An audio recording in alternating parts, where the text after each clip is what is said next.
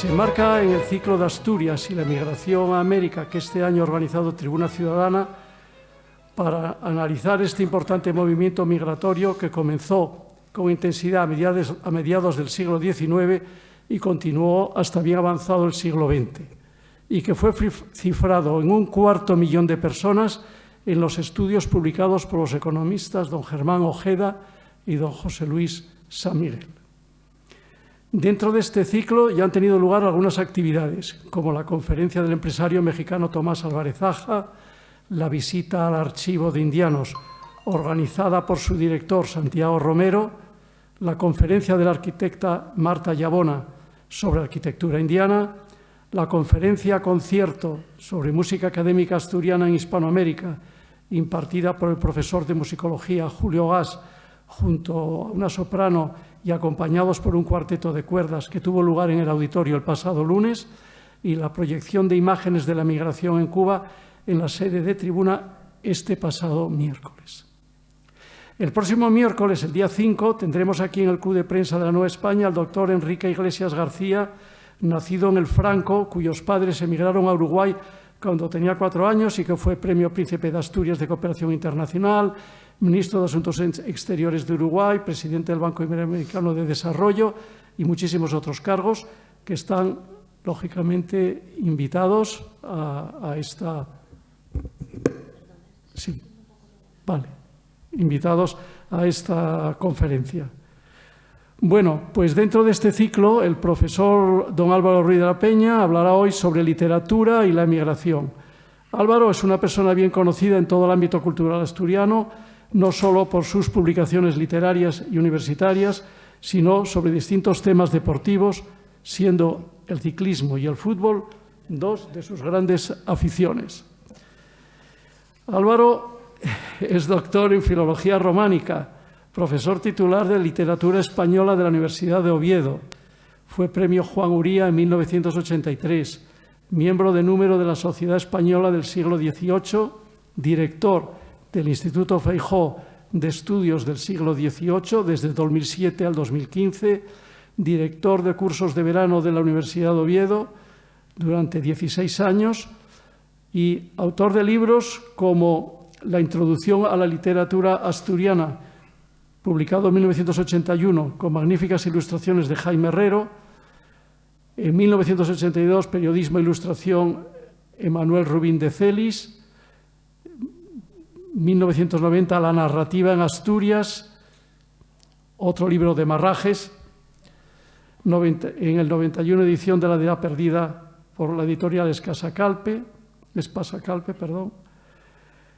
Cuchillo, tijera, ojo de buey, que se publicó en el año 94 y que fue una recopilación de los numerosos artículos publicados en este periódico de la Nueva España y que yo creo que nos hicieron a todos conocer mejor nuestra sociedad ovetense y asturiana. Más adelante, ya en 2003, Cartas de viaje de Asturias, escritos asturianos, obras completas, el tomo 9, las novelas de Gijón, la hora de Asturias en el siglo XVIII y, por último, en el 2017, que fue su último libro publicado, se llama Calvario y Resurrección, Real Oviedo, 2012-2013, Recuerdos y Vivencias, que encaja perfectamente en este ciclo de la migración asturiana en América y su retorno, en este caso, para protagonizar inversiones millonarias. O sea que viene muy bien este libro, del que también podríamos hablar de esta emigración que está retornando, digamos, con inversiones tan llamativas como las del Real Oviedo y el Sporting de Gijón, que no sabemos cómo acabarán, pero bueno, los aficionados esperamos que acaben con los dos equipos en primera. A todo esto debo añadir que Álvaro es un gran conversador con extraordinario sentido del humor y al que agradecemos enormemente su presencia hoy aquí en nosotros, en esta actividad de Tribuna Ciudadana, que es la número 1280, dentro de las que ha organizado Tribuna desde 1980. Muchas gracias, Álvaro.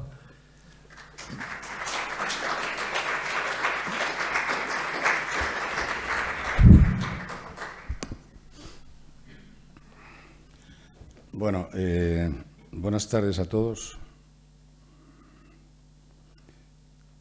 Los que me conocen saben que yo soy breve, que las charlas, las conferencias, las exposiciones, etcétera, me gusta apretarlas sencillamente por una razón de cortesía. No se puede tener a la gente pendiente durante una hora ni 50 minutos de lo que uno dice. A mí me parece que es una cuestión puramente de educación. Porque estoy completamente convencido que lo que se puede decir en media hora, lo que se puede decir en media hora, no hay por qué decirlo en una hora ni en 50 minutos. Lo que se puede decir en 30 minutos no hay por qué decirlo en 45, etcétera, etcétera, etcétera. Porque de todas formas de lo que se trata es de que el que habla ponga a disposición del público, de la gente que lo escucha, una serie de instrumentos, de herramientas críticas, de conocimiento del tema que él acaba de exponer, para que tengan la posibilidad después en el coloquio, que es lo verdaderamente importante en estos casos, por lo menos a mí me lo parece.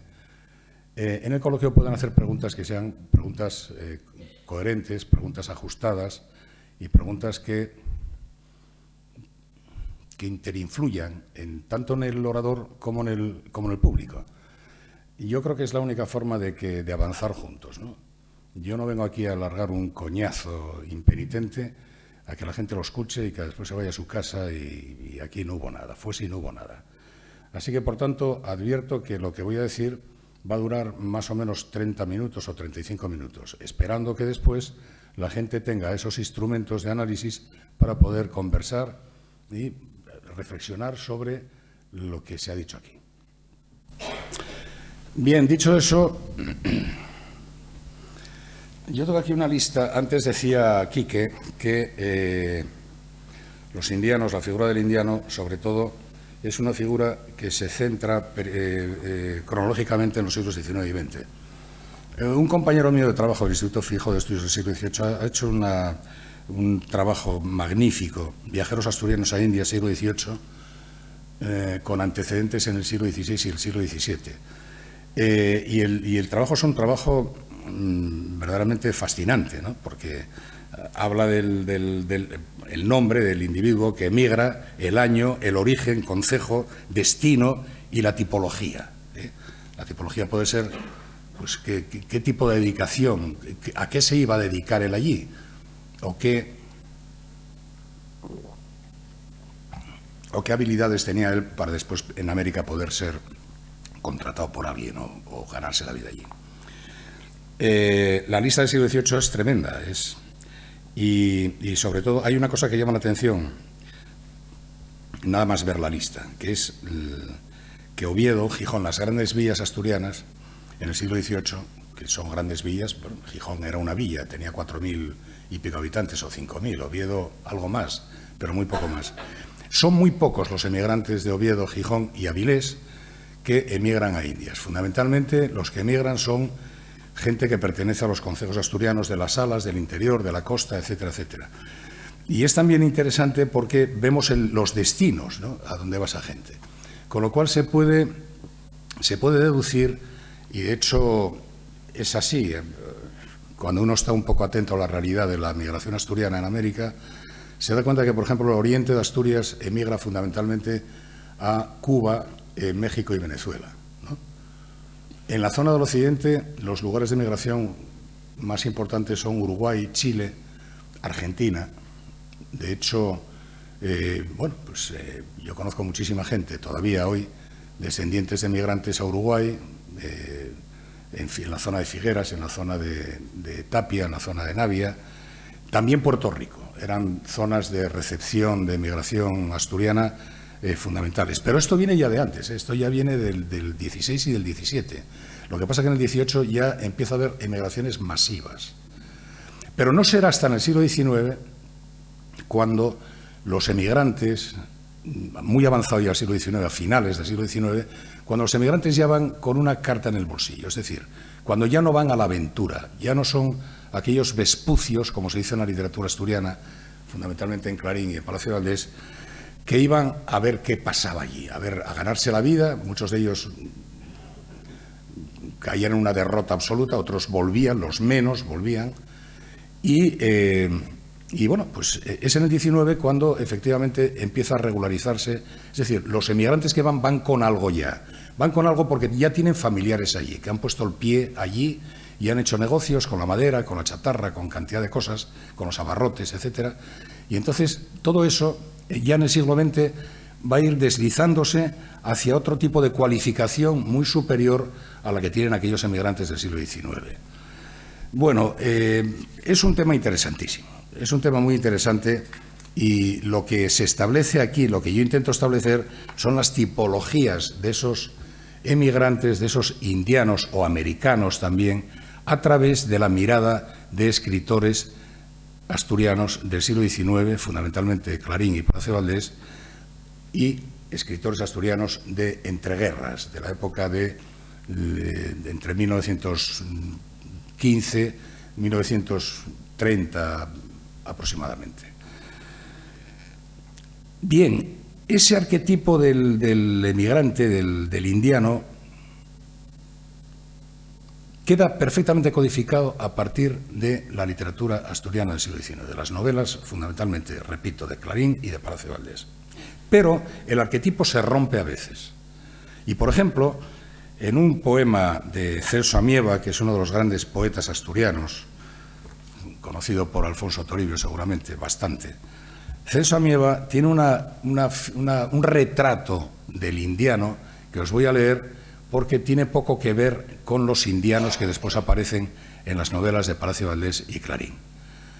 Los versos de Celso Amieva, que son unos versos muy cachondos, muy jocosos, satíricos, que personalizan la figura del indiano asturiano que está allí en México, el tipo socarrón, el tipo pendenciero, el tipo que entra en todas las batallas, en todas las broncas, etcétera, y que rompe precisamente esa atonía con la que se juzga a los indianos a través de la narrativa de finales del XIX. Se llama Laudelino Toró.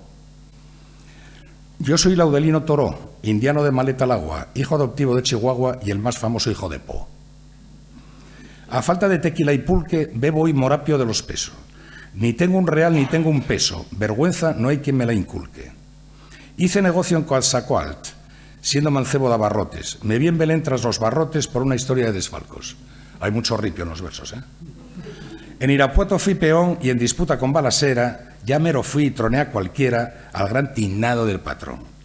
De Torreón a Veracruz fui revolucionario andante, brazo derecho y ayudante del general Águila Luz. Fuimos los dos condecorados solemnemente allá en Coahuila y aquella noche de tequila bailamos la rumba encuerados. Tuve una hacienda allá en Jalisco y en Tamaulipas un congal, un respetable capital rebañé para hacerle cisco. Fui gachupín privilegiado, un poco jefe de bandidos, marihuano a ratos perdidos y cuatrero en todo ganado. Hoy yago en Po, en la inacción. Se cansan de volar las aves. Es mi amigo el manco de naves porque me recuerda a Obregón. Obregón fue un presidente mexicano. Adiós Tijuana, adiós El Paso, que ya nos vemos, ay Oaxaca, mi potro blanco y mi chinaca, sin ustedes cuán mal lo paso. Ya mi sinsonte canta mal, fúnebre como tecolote, y como chango sin ocote, como águila sin nopal. Pero Laudelo, no te apures, si aquí nos tallan balaseras, narra aventuras tequileras, canta jarabe, suelta albures.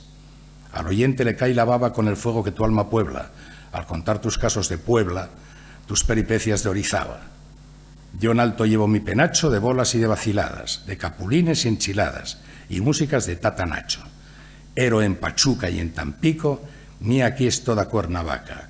Si alguien le guiña a mi chamaca, que se saque o me lo perjudico.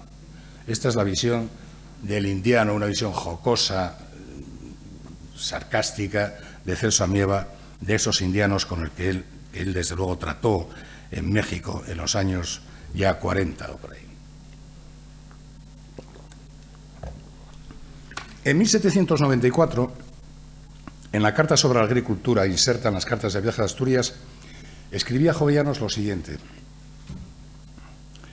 no es raro que entre un centenar de hombres que perecen de miseria en aquel continente, vuelvan de tiempo en tiempo 2 o 3 indianos cargados de oro a perpetuar el mal con el ejemplo funesto de su fortuna.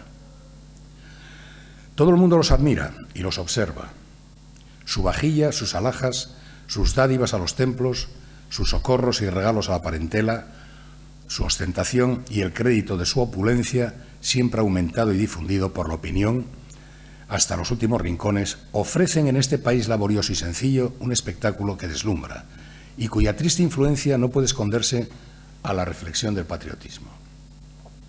Añade luego don Gaspar que el primer objeto de estos indianos es comprar tierras, labrando casas, fundando patrimonio y ligando a una vinculación perpetua los frutos y su trabajo. Lo que Jovellanos lamenta de esta decisión inversora es que la falta de luces y de ilustración de estas personas no les lleva a promover establecimientos industriales, de los que tan necesitada está Asturias, sino a enterrar sus fortunas haciéndose terrazgueros, a imitación de la nobleza alta y media, y con la intención, andando el tiempo, de unir sus destinos por vía matrimonial con alguna representante de su clase. Era lógico, por tanto, que estos peculiares personajes fuesen motivo de observación por parte de la población y el entorno social al cual pertenecían. Y, desde luego, motivos más que sobrados para que escultores, pintores, arquitectos o escritores se ocuparan de fijar sus figuras a través de los materiales propios de sus creaciones, el bronce, el mármol, la tela, las casas y palacios o las páginas de los cuentos y novelas. En lo que respecta a lo que aquí nos interesa, la literatura, esta representa la visión crítica y estética de los escritores que abordaron su descripción moral, social y hasta física, como tendremos ocasión de ver en algún caso. ¿Qué pensó de ellos la narrativa contemporánea? ¿Cómo los trató la pluma de sus contemporáneos? Bien, digamos para empezar que la elección de textos ha sido forzosamente arbitraria y parcial, que cualquiera puede añadir a los que aquí se presentan otros muchos, y lo que ahora se espiga con carácter meramente provisional podría haberse enriquecido en el futuro con un despliegue textual más amplio y, por tanto, más objetivo. De momento, la hipótesis con la que he venido trabajando en este análisis es la siguiente. A través del tiempo, que iría desde las postrimerías del siglo XIX hasta los años cercanos a la Segunda República, la consideración social y humana del indiano ha cambiado en la mirada crítica de nuestros escritores. Para verificar la eficacia de esta hipótesis me valgo de muestras de 5 autores: Clarín, Palacio Valdés, Andrés González Blanco, José Barcia y Constantino Suárez. Los indianos de la Regenta son tipos que se incrustan muy diluidos en la peculiar sociedad ovetense y que convienen solo anecdóticamente a la novela. Son seres grotescos y elementales que padecen de continuo el rechazo más o menos explícito del estamento nobiliario de Vetusta. En una sociedad degradada como la ovetense, los indianos pasan casi desapercibidos. La necedad de estos y la infamia grupal son perfectamente armónicas. Del indiano Páez dice Clarín: el señor de Páez no temía ningún desembarco de piratas, pues el mar estaba a unas cuantas leguas de su palacio, pero creía que la elegancia sólida consistía en fabricar muros muy espesos, en desperdiciar los mármoles y, en fin, en trabajos ciclopios, según su incorrecta expresión. 25 años había pasado Páez en Cuba sin oír misa, y el único libro religioso que trajo de América fue el Evangelio del Pueblo del señor Henao y Muñoz. No porque fuese Páez demócrata, Dios le librase, sino porque le gustaba mucho el estilo cortado. Creía firmemente que Dios era una invención de los curas. Por lo menos en la isla no había Dios. Algunos años pasó en Vetusta sin modificar estas ideas, aunque guardándose mucho de publicarlas. Pero poco a poco, entre su hija y el magistral, le fueron convenciendo de que la religión era un freno para el socialismo y una señal infalible de buen tono. Al cabo, llegó a ser Páez el más ferviente partidario de la religión de sus mayores. Indudablemente, decía, la metrópoli debe ser religiosa. El otro indiano de la novela es don Fruto Redondo, gemelo intelectual de Páez. Dice Clarín: don Frutos no perdía función.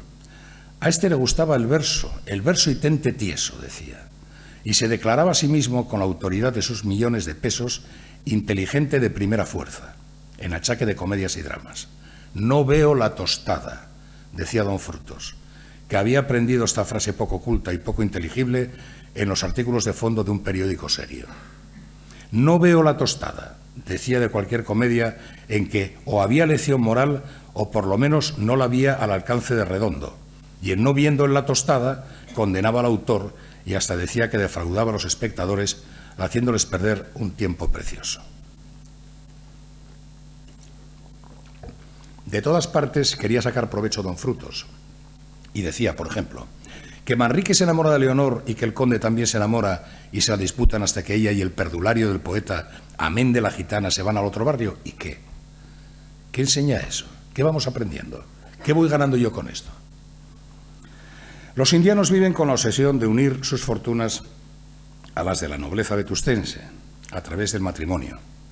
De esa forma ven satisfecha una necesidad acuciante, la de participar plenamente de la vida caciquil de la aristocracia, saliendo del enojoso gueto social en la que ésta los tiene confinados. En ocasiones los intereses de ambos grupos coinciden.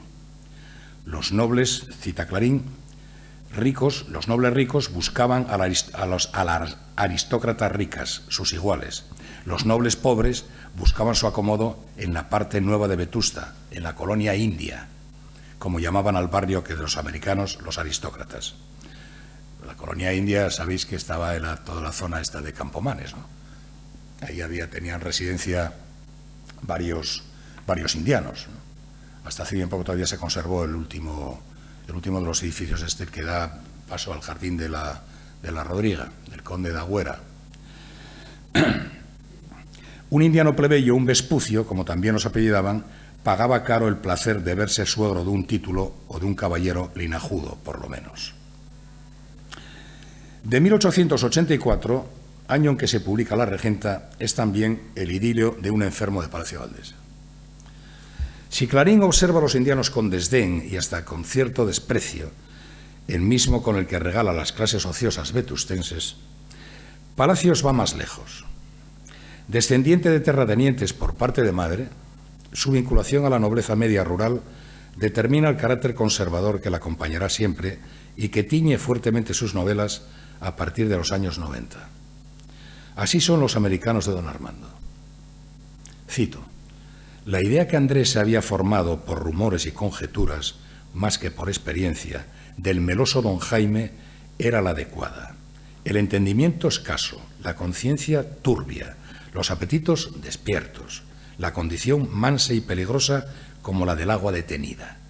Su padre le había embarcado a los 14 años, entre otros cuantos millares de ovejas humanas que la metrópoli enviaba anualmente a las colonias ultramarinas. A los 50 había vuelto sin instrucción, sin creencias religiosas y sin salud, pero con 30 o 40.000 duros ganados en el fondo de una bodega vendiendo arroz y tasajo para los negros. La vida de bestia enjaulada que observó por espacio de 36 años no era a propósito para desenvolver los gérmenes de inteligencia y bondad que la providencia de Dios no niega a ninguna criatura humana. Sus pensamientos, sus sentimientos y los actos todos de su voluntad eran vulgares y sórdidos. En cambio, el encierro enardeció y sobresaltó su temperamento y lo inclinó a los goces sensuales, buscando en ellos la compensación de los que la libertad, la instrucción y el trato social ofrecen. Bien se declaraban las torpes aficiones del mirar opaco de sus ojos, hundidos y extraviados, y en la palidez cadavérica de las mejillas, a la cual también contribuía la dolencia crónica que la quejaba hacía algunos años. Esto está en el idilio de un enfermo. Palacio, como antes Clarín, descubre la secreta obsesión del indiano don Jaime. Cito: «A imitación de otros muchos paisanos que habían llegado con dinero de Cuba antes que él, aspiraba a ennoblecer su sangre y adquirir mayor prestigio uniéndose a alguna señorita pobre de la villa». Esa misma indianofobia continúa en El Cuarto Poder, la novela de Palacio Valdés, publicada en 1888. Del indiano que vuelve a la aldea pasamos a los que se asientan en la ciudad. Avilés es la Sarrió en la novela. Don Lorenzo, don Agapito, don Pancho, don Aquilino, don Germán y don Justo eran indianos. Esto es, gente a quien sus padres habían enviado a América de niños a ganarse la vida y habían vuelto entre los 50 y los 60 años con un capital que variaba de 30 a 100.000 duros. Había de estos más de 50 en Sarrió. El duro trabajo y la sujeción en que habían vivido muchos años les hacía tener de la felicidad una idea muy distinta de la nuestra. Para nosotros la dicha consiste en gozar un placer nuevo cada día, agitarse, viajar, gozar con el cuerpo y el espíritu de la hermosa variedad de cosas que la naturaleza nos ofrece. Para ellos se cifraba única y exclusivamente en no trabajar, pasar un día y otro redimidos en la dura ley impuesta por Dios a Adán después del pecado. Y la verdad es que se cebaban ferozmente en este goce singular. La mayor parte de ellos tenía su capital en papel del Estado, cuya renta cuando se cobra no origina molestia alguna. Levantábanse temprano por el hábito de madrugar y andaban toda la mañana por las calles o por el muelle, en pandillas de 6 u 8, mirando la entrada y salida, la carga y descarga de los barcos. Después de comer, se iban al entresuelo del Café de la Marina o de la Amistad y pasaban 3 o 4 horas jugando o mirando jugar al billar. En 1893 publica Palacio Valdés El Maestrante. Como sabéis, El Maestrante es una novela que, como La Regenta, se desarrolla en Oviedo, es Lancia en la novela, ¿no? El Maestrante, que viene a marcar el punto más alto en la desaforada actitud antiindiana de Palacio Valdés. Don Santos, alias Granate, resume en su persona los rasgos comunes del subgrupo social. Dice Palacio Valdés: había llegado pocos años hacía de Cuba, donde, cargando primero cajas de azúcar y luego vendiéndolas, se enriqueció. Vino hecho un beduino, sin noticia alguna de lo que pasaba en el mundo, sin saber saludar ni proferir correctamente una docena de palabras, ni andar siquiera como los demás hombres. Los 30 años que permaneció detrás de un mostrador le habían entumecido las piernas. Marchaba tambaleándose como un beodo.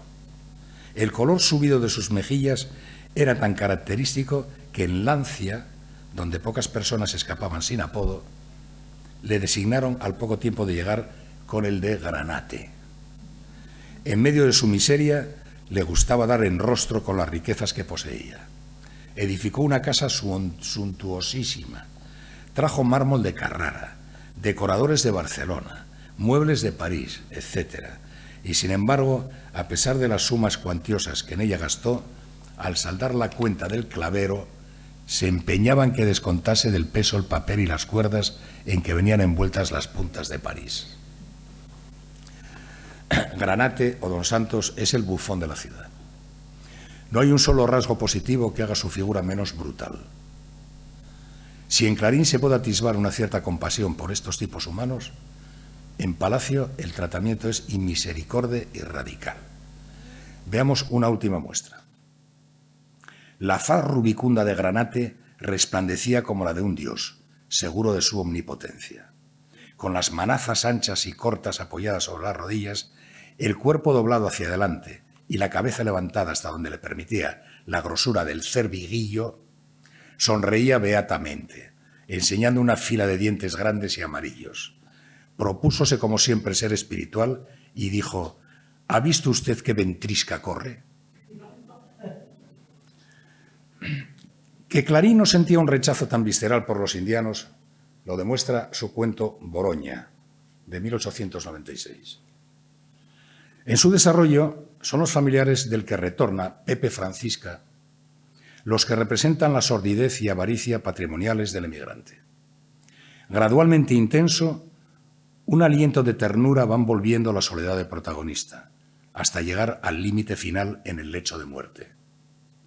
Mientras el indiano agoniza, pidiendo lo que había constituido su sueño durante muchos años, comer torta y boroña, Llantero, cito, y los hijos revolvían en la salucha contigua el fondo de los baúles y se disputaban los últimos despojos, injuriándose en voz baja para no resucitar al muerto. Tendrán que pasar muchos años, 50 años más o menos, para que podamos observar un cambio en la mirada de nuestros novelistas hacia la figura ya codificada de los indianos.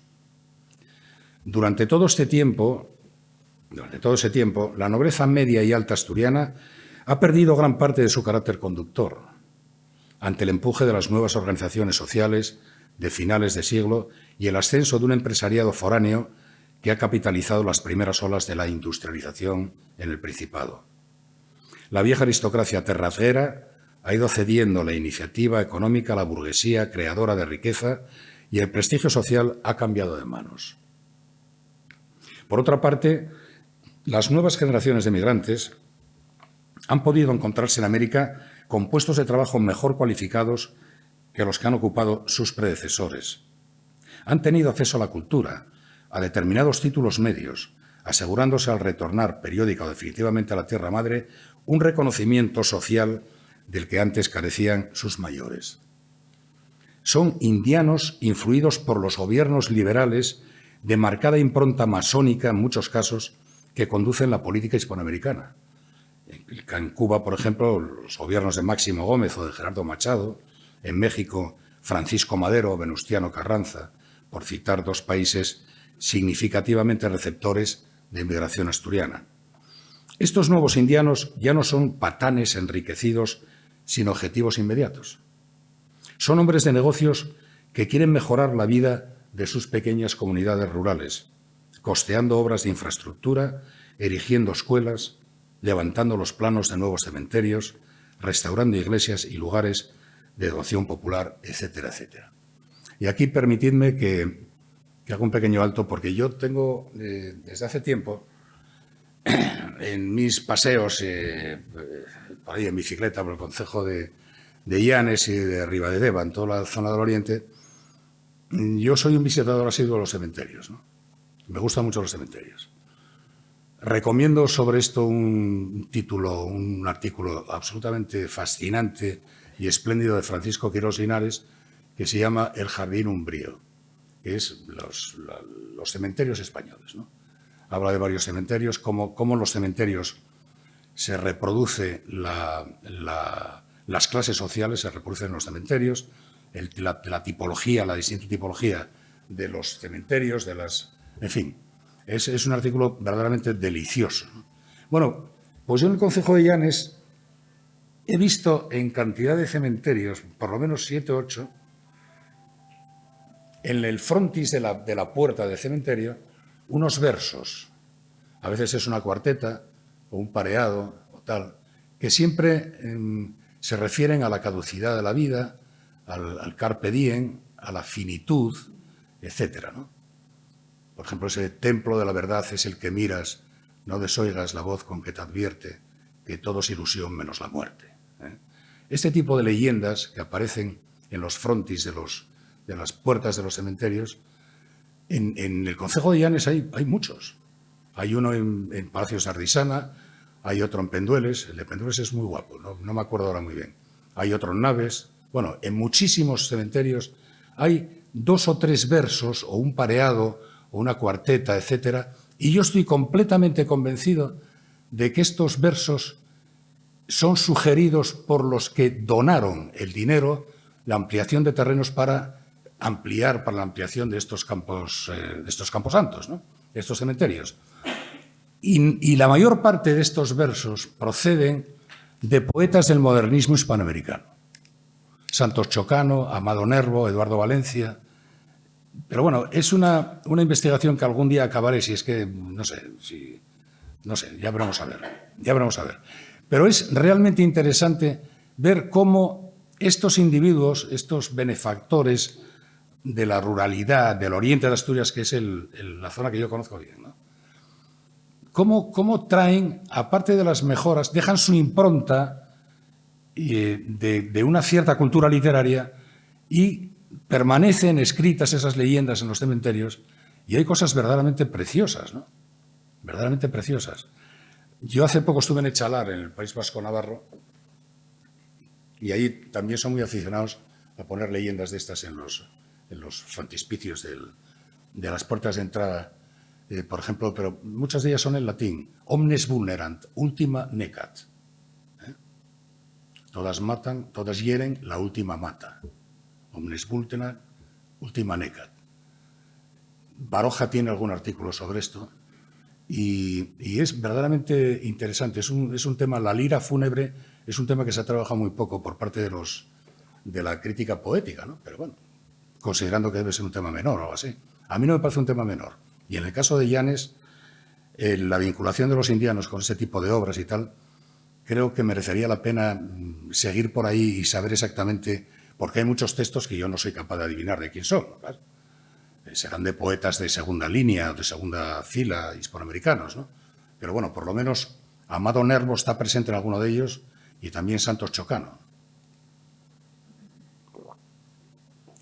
Bueno, después de este pequeño excursus, seguimos. Cambiamos de tono, cambiamos de mirada y ya entramos en el pleno siglo XX, en la época de entreguerras. 3 novelas muestran este cambio de actitud en la narrativa asturiana. Sonatina gijonesa, de José Fernández Barcia, 1929. Un hombre de nuestro tiempo, de Constantino Suárez. Constantino Suárez es el famoso españolito de la bibliografía de escritores y artistas asturianos, ¿no? Constantino Suárez, de 1931, un hombre de nuestro tiempo. Y la Sinfonía Pastoral del mismísimo Palacio Valdés, de 1931. En las dos primeras, los indianos que retornan sufren un duro golpe al enfrentarse con la sociedad que habían tenido que abandonar tiempo atrás. Cuando Arturo Granda, personaje principal de la Sonatina de Barcia, llega al puerto del Musel, se deja arrastrar por recuerdos de la infancia. Cito: rememoró su paso por el Instituto Jovellanos, donde sin pena ni gloria obtuvo el título de bachiller. De Genaro Valliniello, indiano de la novela de Un hombre de nuestro tiempo, se nos dice: no era millonario ni intelectual, pero tenía espléndida posición económica y una lúcida ilustración. El desencanto de estos dos personajes, de las dos novelas estas, va en aumento a medida que contrastan sus propias opiniones, republicanas, laicas e incluso socializantes, con las del círculo familiar, y en una dimensión más amplia con las de la burguesía media y alta que compone su esfera de influencia. Así podemos leer que el envilecimiento, la zafiedad y el tartufismo se han apoderado por entero del cuerpo social gijonés,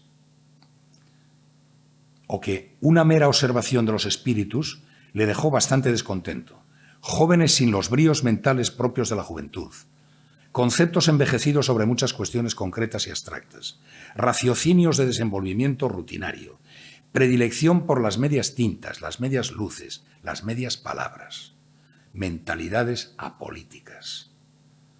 En tal contexto, la situación se hace insoportable para los dos emigrantes que acaban huyendo, uno a París y el otro de nuevo a Cuba, divorciados de la tierra por la que tanto habían suspirado.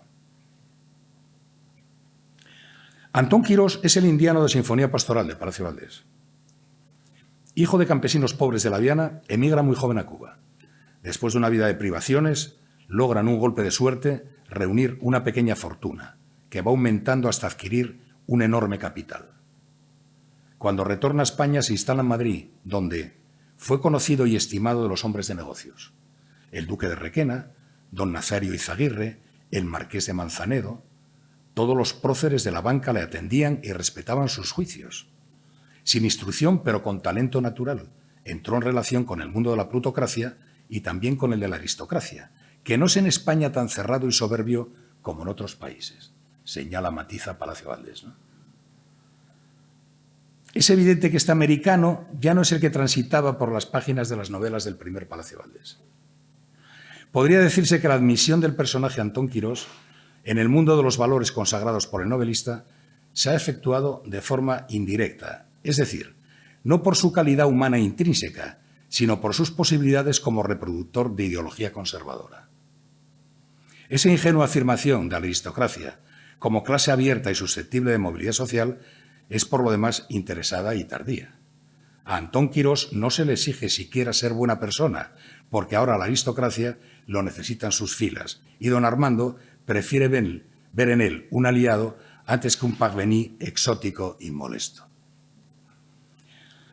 La integración social del indiano se ha consumado y no deja de tener gracia que sea Palacio Valdés, feroz crítico de aquellos retornados de fines del siglo XIX, quien les otorgue el certificado de pleno derecho e igualdad de trato.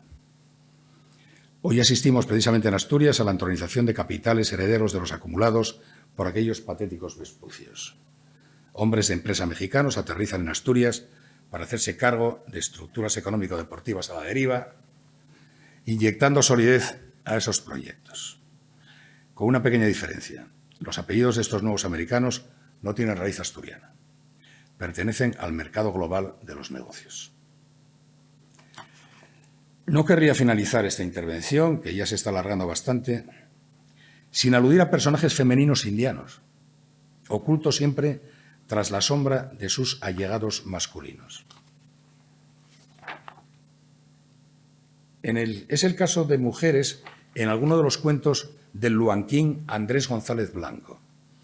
En el relato La Otra, de 1923, se describen dos tipos femeninos, Josefina y Mercedes, que se alejan de la gazmoñería ramplona de las hijas de indianos, las que aparecen, por ejemplo, en La Regenta. En este caso se trata de, cito, dos muchachas solas, muy lindas, muy elegantes, cada una a su estilo, con heredades vastas y pingües en los valles frondosos de Somiedo, con grandes títulos en el Banco Cantábrico, con dos ingenios y un cafetal en la isla de Cuba. Su éxito en el casino betense, donde en tiempo se celebraban con regocijo las necedades de Páez y Redondo, es total. Y los cronistas de salones pueden escribir que después de nacer ellas, las tres gracias se han reducido a dos. O aludirlas como las dos gentiles hermosuras de la Tierra del Sol y las palmeras. Bien, he llegado al final. Ya he dicho al principio que se trata de una muestra breve de textos, sin ánimo de exhaustividad alguna. No he citado aquí personajes que aparecen en obras de Ramón Pérez de Ayala, Francisco Acebal, Alfonso Camín o José María Uncal, pero aseguro que sus miradas son similares a las que he ido espigando aquí. De la crítica mordaz, devastadora, de los grandes narradores del XIX, a los que puede asimilarse Pérez de Ayala, pasamos ya en el siglo XX, en el periodo entre guerras, a una posición de comprensión y reconocimiento que testimonia el cambio de estatus literario de los indianos. Explicar por qué se produce ese cambio es lo que he intentado en esta exposición. Gracias por su interés y quedo a disposición para las preguntas que ustedes quieran.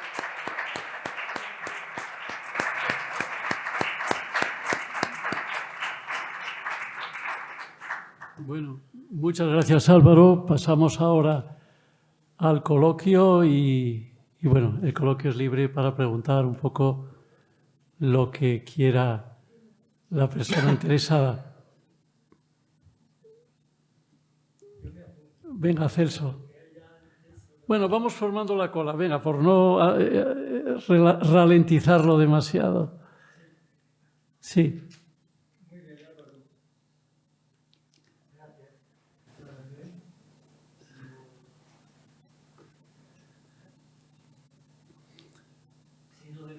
Sí. Sí.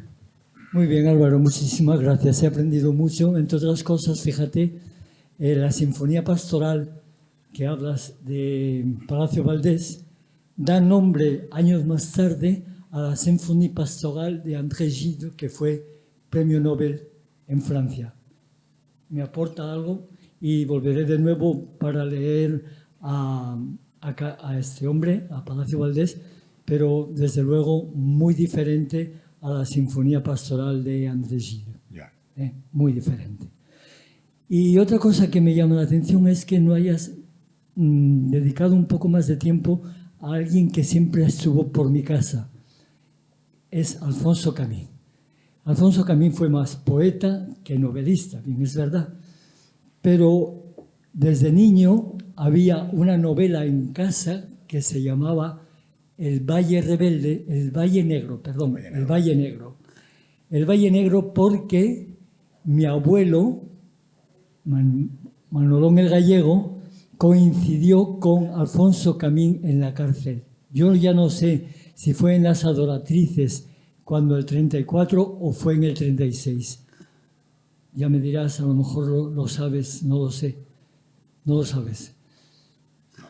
Bueno, sé que aparecen ahí y escribe, en esa novela, escribe de mi abuelo, que lo pone a parir porque parece ser que bebía como un cosaco, y cuando la guerra civil, que murió en 1937... ¿Pero quién bebía? ¿Camín o tu abuelo? No, mi abuelo. Ah. No lo mató una bala en 1937, sino la hartura del vino y de la mala vida que había pasado. Y siempre nos quedó del poeta aquella un pequeño soneto que decía: si soy el roble con el viento en guerra, ¿cómo viví con la raíz ausente? ¿Cómo se puede florecer sin tierra? Yo recuerdo que a los 17 años me fui para Francia y mi abuela Salomé me lo recordaba. Acuérdate de esa frase tan bonita que nos enseñaron para que recuerdes siempre que irás a las Galias, a donde quieras, pero que tienes las raíces aquí. Yo quería preguntarte si realmente merece la pena que Alfonso Camín sea tratado como novelista. Escribió esa novela, pero sobre todo yo creo que por un indiano precisamente, creo que tengo toda la biografía de él, o casi toda, una que se llama América, que tiene 1000 y pico páginas, pero recuerdo, entre otras, muchos de los sonetos que ponían, incluso 100 sonetos y 100 más. Es decir, que no tenía ni siquiera un título. Quería preguntarte si es verdad que cuando tenía muchos amigos en México, se acercaba a alguien y le decía: si me das 5 pesos, te hago un soneto. Te hago un soneto. Y así hay cientos de sonetos dedicados a personas. Uh-huh. Y la pregunta estricta es esta: ¿merece la pena o merecería la pena que, además de ser el poeta de Asturias, a cuyo acto asistí en el Reconquista, invitado por Pedro de Silva hace ya muchos años, si también puede ser catalogado como novelista de Asturias, novelista de lo que acabas de explicar, es decir, de los indianos? Muchísimas gracias. Bueno, a ver, fundamentalmente Camín es un gran poeta. Es un poeta torrencial que está necesitando desde hace muchísimos años una buena antología. Porque, claro, hay que expurgar mucho. Claro. Como todo poeta torrencial, Camín escribe más que el tostado. O sea, Camín tiene una capacidad versificatoria increíble. Sí, sí. En prosa, Camín es un buen memorialista, pero bueno, yo creo que Camín pasará o no pasará, porque no está pasando, a la historia de la literatura como gran poeta modernista, rezagado, que está ahí, y necesita una antología. Es que yo me canso a veces de decirlo en muchos ambientes y tal, pero no hay manera hay que hacer una selección muy rigurosa de la poesía de Camín y después hacer una edición crítica de la obra de Camín, de la obra poética. Y después, como prosista, pues es un prosista con una fuerza tremenda también, ¿no? Pero yo creo que es mucho más poeta que prosista, claro. Hay muchos casos de ambivalencia genérica, hay muchos escritores que los conocemos como memorialistas, como biografistas o como poetas o tal, ¿no? Qué sé yo, Gamoneda acaba de publicar, no. A Gamoneda se le conoce por ser un poeta excelso. Pero Gamoneda, por ejemplo, publicó 2 libros de memorias que son absolutamente espléndidos, con una prosa bellísima, ¿no? Y entonces, ¿qué es? ¿Es un prosista? Yo creo que son cuestiones que no merece la pena ni plantear siquiera.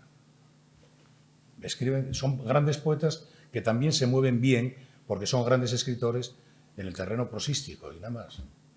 O al revés. Muchas gracias. ¿Alguna pregunta más del público? Sí. Bueno, yo reitero las gracias a Álvaro y quería hacerle una pregunta en tu conocimiento de la literatura hispanoamericana, ¿aparecen los indianos asturianos en contraposición a lo que nos has contado en autores hispanoamericanos? ¿En prosistas hispanoamericanos? Sí. No. Yo no tengo noticia, ¿no? No tengo ni en Icaza, ni en todos los grandes escritores del 19, o Asipungo, en fin, estas novelas que surgen en estos países después de la independencia, ¿no? No hay menciones a asturianos o a tal, no las hay. Yo no las encontré, lo cual no quiere decir que no existan, ¿no? Pero en las grandes novelas, en los grandes ciclos narrativos hispanoamericanos, la mención existe a los gachupines, por ejemplo, a los gallegos, a los españoles en general, pero no regionaliza la procedencia de estos emigrantes. No, yo no lo conozco.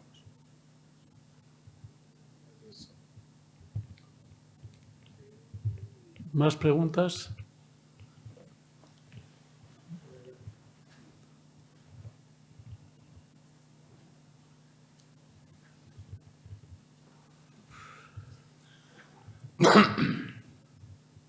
Es un pequeño comentario a la introducción de la conferencia que hablaba de la brevedad.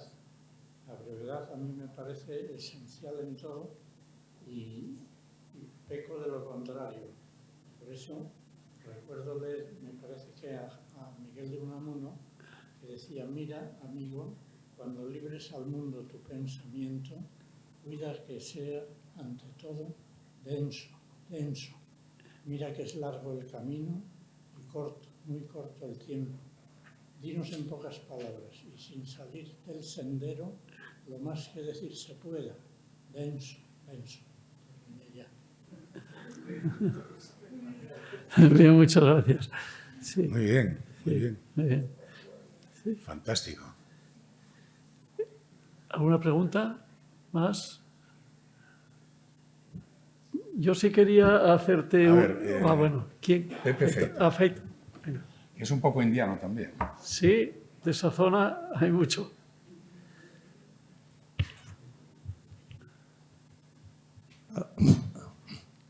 Álvaro, como siempre, brillante, ameno y además corto, ¿no? Muy bien. Y claro, fuera del tema, me salgo un poco del tema, pero en paralelo a él, en la plástica está Valle también. Hombre, claro. Valle los retrata, ¿no? Y después, desde un punto de vista de la economía y de la sociología, es interesante leer a Anes y a Cachero, que murió muy joven, Cachero economista. Tienen cosas muy interesantes sobre los aspectos económicos y sociales, porque claro, no hay que olvidar que Asturias siempre ha tenido efectos de repulsión importante que tienen origen a que la gente se marchara. Claro.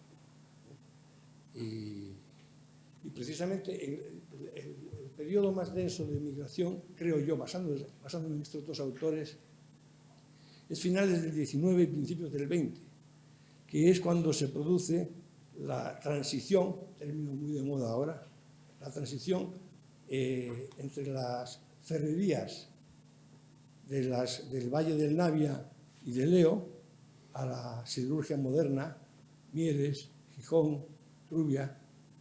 Esto me salgo del tema, ¿no? Pero bueno, me sugiere todo lo dicho de literatura. Gracias.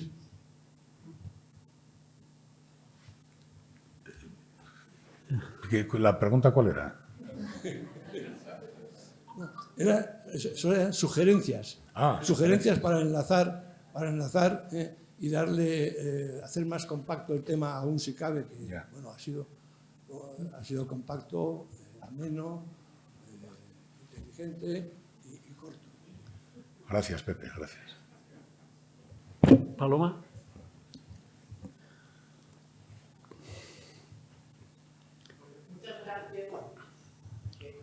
Muy bien y hemos aprendido mucho. Ha sido... Todos tenemos ganas de volver a leer a los asturianos. Pero mi pregunta, lo que me resultó curioso fue lo siguiente. ¿Por qué Jovellanos cree que salir afuera es perpetuar un mal? ¿O lo he entendido yo mal? la postura de Jovellanos? No es exactamente que salir afuera sea perpetuar un mal, sino venir con la idea con la que vienen los indianos. Eso sí es un mal. No que se vayan, sino que cuando vuelvan, con mucha plata, intenten su inserción social a base de comprar tierras, de levantar casas, de tal, sin capitalizar, es decir, sin iniciar empresas. ¿Por qué no se convierten en empresarios si lo que Jovellanos echa de menos es capital? En Asturias el problema, según Jovellanos, es el del capital, no hay capital. Y claro, los americanos, los indianos, tienen mucho capital, pero no les interesa. Lo que les interesa es imitar a esa pequeña nobleza asturiana que compra tierras, que son terratenientes rurales. Eso es lo que quieren, eso es lo que vieron en su infancia, ¿no? Los padres eran temporeros, eran colonos, eran arrendatarios. Y eso es lo que quieren. No invierten nada en negocios. Aquí tienen que venir ingleses. Price, por ejemplo, que es un tipo que pone un pequeño establecimiento de vidrio en San Claudio. Seguramente será un precedente después de la fábrica de San Claudio, ¿no? Es decir, Jovellanos cita me sobran los dedos de la mano, los individuos que invierten en pequeñas empresas, ¿no? Que es lo que Jovellanos quiere. Date cuenta de que es la época, además, en 1790 aproximadamente, que se están haciendo las prospecciones mineras, las primeras, con el conde de Toreno y tal y cual, ¿no? Y que se ve que ahí hay una mina, una auténtica mina, que puede dar muchísimo dinero. Bueno, pues ¿por qué nadie invierte en eso? No lo vio la aristocracia asturiana, no lo vio. Sencillamente no lo vio. Y tendrán que pasar muchos años hasta que llegue capital de fuera, fundamentalmente vascos y catalanes, a invertir aquí. Entonces los indianos eso tampoco lo vieron. ¿Por qué lo van a ver? Si no lo veían los aquí, ¿por qué lo van a ver los indianos? No. Y así se retrasó la industrialización de Asturias pues durante 70 años. Porque la primera industrialización es de 1860, pero muy, muy tímidamente, ¿no? No es la segunda es ya más fuerte, ya es 80, 90 o por ahí. Pero bueno, somos así. Pero qué buenos nuestros escritores, qué bien describen. Hombre, claro, es que estamos hablando de gente de Palacio de Valdés, con todos los reparos que yo le puedo poner a Palacio de Valdés. Palacio de Valdés es un escritorazo. Es un escritorazo. La primera época, la época naturalista de Palacio de Valdés, bueno, en fin, no hay por qué hacer comparaciones estúpidas, ¿no? Pero no le va la zaga a Clarín. No le va la zaga a Clarín. Lo que pasa, bueno, no escribió la gran novela que escribió Clarín. Palacio de Valdés es un gran escritor. Que después, bueno, fue derivando, hizo una deriva hacia novelas ya más costumbristas, de un realismo blanco y tal. La hermana San Sulpicio, La alegría del capitán Ribot, José, bueno, en fin, Los Cármenes de Granada, bueno. Pero bueno, hay que leer a Palacio de Valdés. Bueno, hay que leer a toda esta gente del 19, hay que leerlos, claro. No solamente a los rusos y a los ingleses, hay que leer también a los españoles, ¿no? Y a Galdós. Pero tienen más enjundia los rusos que nosotros. Me pongas a Dostoyevsky o a León Tolstoy con Palacio de Valdés. Hombre, no se me ocurre. No se me ocurre, pero bueno, en fin. En el Olimpo de los escritores hay muchas gradaciones, ¿no? Ahí caben todos, ¿no? A mí me llama la atención, discúlpeme, el por qué Juan Antonio Cabezas, querido y novelista, que llevaba el alicorto siempre a Palacio de Valdés, que tenía una manía tremenda. A mí Palacio de Valdés lo leí de niño también, pero sí, yo fui gran amigo también de Cabezas, que me hizo prólogo del libro de Tevera, pero siempre tenía algo para demostrarlo, me daba pena. No sé, qué sé yo, ya en el terreno de las fobias y las filias no entro. ¿Tenemos alguna pregunta más? Yo, Álvaro, iba a preguntarte antes por digamos, el tema del Real Oviedo y el Sporting y este desembarco del capital mexicano, que es absolutamente, bueno, llamativo, único.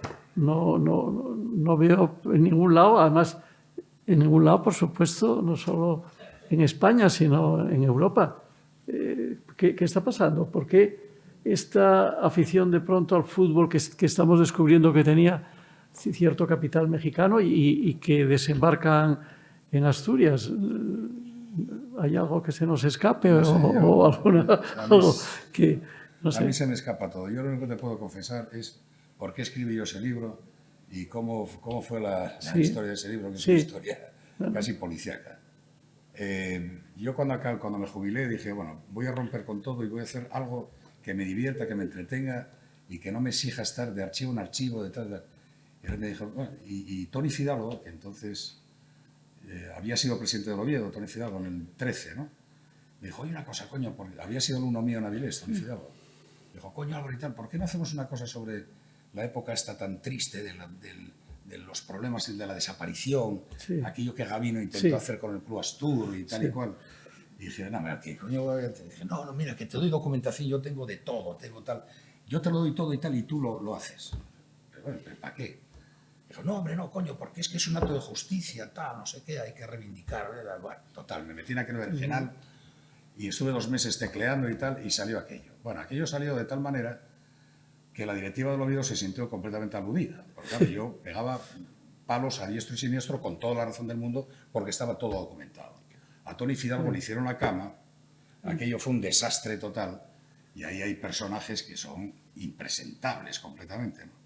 Entonces, a la hora del tiraje de la obra, le dije, ¿cuántos vais a tirar? Y dijo Toni, no, vamos a tirar 3.000 y tal. Estás completamente loco. ¿Pero quién coño va a leer esto? 3.000 ejemplares para esto. Que sí, que los peñistas del Oviedo lo van a comprar todos. Y dije, pero bueno, ¿pero qué dices? La gente que va al fútbol no lee libros, Toni. Y dijo, no, que sí, que esto sí, porque además los mencionas y tal, no sé qué. Vale. Bueno, efectivamente se comieron la edición, claro, porque la directiva del Oviedo, los puntos de venta del libro, que eran las tiendas estas merchandising, claro, de todo, allí no se vende un ejemplar. Sí. Pues claro, era un libro demoledor contra la directiva. Y entonces, claro, aquello no se vendió nada. Bueno, yo no sé, se comieron la edición entera. Yo tengo libros todavía por ahí que no sé qué hacer con ellos. No sé, ir a la playa en Toró y tal y repartir libros como los heladeros, ¿no? Tome un Oviedo de estos. ¿Qué sé yo? Pero bueno, esa es la historia de por qué invirtieron los de Carso aquí. Averígoro Vargas, yo qué sé. Pero bueno, ahora ya se retiraron. Bueno, han venido otros. Ya, pero estos se retirarán también, porque yo no sé, yo es que Asturias, no sé. No tengo, no sé. No me quiero meter en jardines. Pues son muy libres de invertir donde quieran, pero es que Asturias, invertir en el fútbol asturiano, ¿qué sentido tiene? No sé, por eso te lo pregunto, yo no lo veo. Bueno, en aras de la brevedad que nos caracteriza sobre todo a ti, Álvaro, y que efectivamente, y esa densidad que pedía Unamuno también a la hora de exponer las ideas, pues yo creo que vamos a dar entonces por cerrado el acto. Muchísimas gracias a todos por asistir y por apoyar a Tribuna Ciudadana en estas actividades que hacemos. Recuerdo que la semana próxima tenemos a Enrique Iglesias aquí el miércoles y el viernes hay una mesa redonda sobre centros asturianos y la relación entre estos centros y Asturias. Y bueno, yo creo que va a ser también muy interesante. La va a coordinar Manuel de la Cera, va a estar Antonio Trevín y otra persona. Y bueno, pues os invito también el viernes próximo a seguir un poco pendientes de este ciclo de Asturias y la migración en América.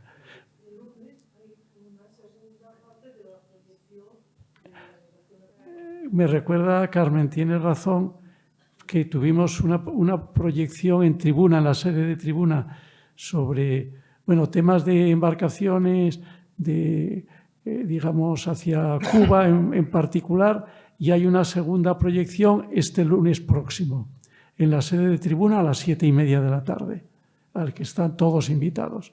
Muchas gracias.